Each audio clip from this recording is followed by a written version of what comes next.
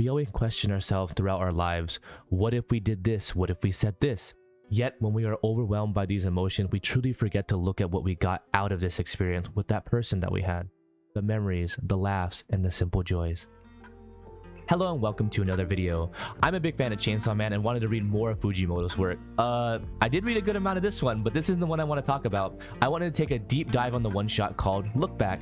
Since the movie came out not too long ago and I watched it in theaters, I wrote down a few little notes to possibly make a video down the line, and after reading it again and watching the movie again, I can say I have fallen more into the well of sadness, but my god, was it just beautiful. We can start with the opening sequence, just soft music at the death of Fujino, seeing her finish her manga panel with the reflection of a mirror showing her expression deep in thought in this moment. It was cute to see the animated panels in the same artwork as the manga. A simple panel turned into an eye-catching, engaging opening scene was just perfect. It gave this sense of childish simplicity that really makes you understand where the story is starting, and it works so well. You have a starting point at such a young age to see the growth of these characters alongside each other at such a quick rate when life decisions start to arise, and it hits like a truck. But I am jumping the gun a little bit. I love how they capture Fujimoto's art style. I hear a lot of people bash on Fujimoto's art style, but I think his just raw, simplistic design for his characters, I think really helped convey human expression. Alongside some of his actual full spread, it's kind of insane that anyone thinks that it's truly bad, and if they do, they're just truly a tier 1 hater. I remember at the end of the movie, I was able to see an interview with the director, and he said that he tried to keep the little sketch lines within the film to keep it like a stylized artwork for Fujimoto. And I thought that was really well done, and I can see it more and more as I continue rewatching it over and over again. The music is just wonderful. The feeling I get just listening to the soft piano and violin just eases my heart as I watch the characters go through life, seeing time-lapse events, working on manga, and just being kids. It was a perfect score to just the passing of time. You really get my heart tied into every moment of silence that was only filled with the soundtrack alone. Then you have the voice acting. Both voice actors did a perfect job with their roles, and it was just so wonderful to hear these characters come to life.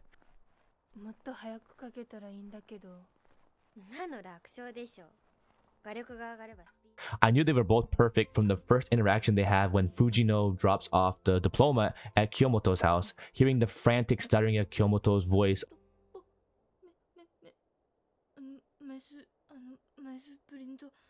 along with Fujino's calm and collective responses was such a wonderful scene all around.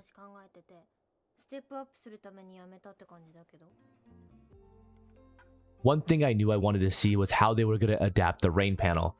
I felt like the panel has so much emotional weight by it. You have Fujino regaining her passion for drawing, seeing that someone that she had admired or even envied saw the talent within her work that wasn't just a classmate or an adult, but someone with a better understanding of her.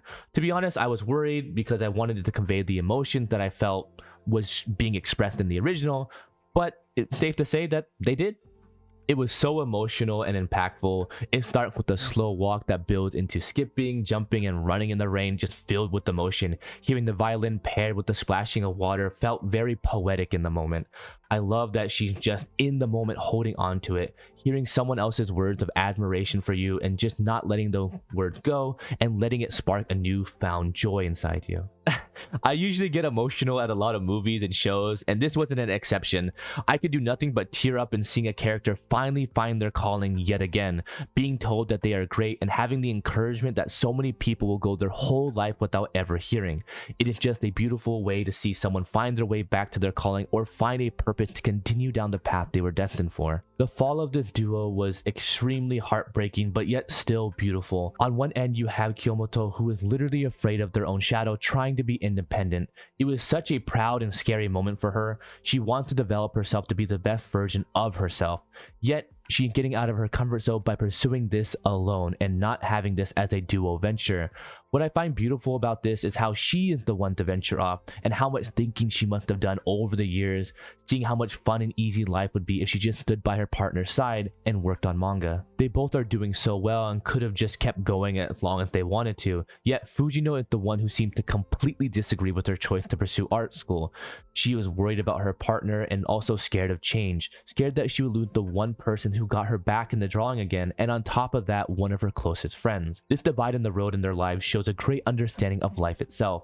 Things are thrown at us and we have to accept it and keep going on no matter what happens. It feels so sudden because things are always sudden when you aren't ready to move on, break away from something or someone. It feels so painful, but looking and reflecting on the reasoning helps to build an understanding of where people's heads are at. People sympathize with Fujino because she's losing her best friend, and yet I can only be extremely proud of Kyomoto because she is finally trying to stand on her own 2 feet and doing something that she is interested in.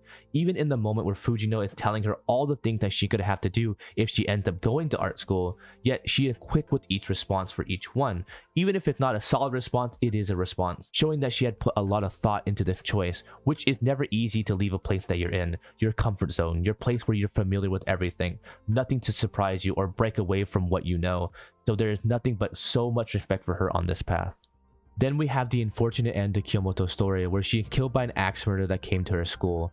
Something I like to talk about Fujimoto's writing is that when things happen, they happen so suddenly, and I love that. It feels like a semi-truck hit me in the heart and gave me no time to breathe. It's just as raw as it gets. When it's revealed about her passing, all I can do is just feel the sorrow that Fujino felt as she learned the news as well. Look Back did a wonderful job in breaking down the sorrow, the feeling of self-blame that Fujino felt because she got Kyomoto out of that room to be killed. But that kind of blame is never fair on yourself. You don't know what the future holds for yourself, therefore you can't predict anyone else's future. Sometimes you have to accept what happened and move on from that. But what you can do is look back at the time that you had. Enjoy these moments, whether you're in the moment itself, remembering the moment, or reliving it. Yet Look Back gives us this cute what if moment, seeing what would happen if Kyomoto never left her room, seeing that both continued down their path and Fujino was able to save her from the axe killer. Kind of stating that no matter what life gives to us, no matter what could change in our lives, they will be crossing paths one way or another. Like destined souls entangled in the threads of faith, they're always connected. I do want to point out something that I feel like is a takeaway from the film and the manga. I understand that everyone had their own interpretation of artwork or feels stronger meaning in something than other people, but I do think that my takeaway is just living in the moment and enjoying everything you can with those you care about, being true to yourself even if it means venturing down an unfamiliar road. I try to do my best to make those people around me happy because I'm not sure how long I'm going to be around, and I'm not sure how long they'll be around. People grow, people leave, so I want to make sure that I make an impact on people's lives, even if it's just a fraction of their lives. Another reason why I truly enjoy making videos in the first place. Thank you for listening to me talk about Look Back. I find myself gravitating more and more into the emotional aspect of manga and anime. I like and I hope at least I was entertaining throughout all of this. Thank you again for your time, and please let me know what you loved about Look Back or what was your takeaway from the piece. Thank you for an amazing 2024, and I hope to get to my 1,000 subscriber goal by the end of this year in 2025. I have been your bestest bro, and I'll see you when I see you. Another video in the books. Time to work on another script. Are you forgetting something? Oh, hey, Radio. I just finished a video. I'm about to start on another script. I said, are you forgetting something? Oh, you're talking about promoting the fan animation of Naruto vs. Ichigo by overworking our animator Omar until he can't use his hands anymore? Wait, what did he just say? Exactly. We should let your viewers know. Until I can't use my hands anymore? Yeah, of course. Take it away, Radio.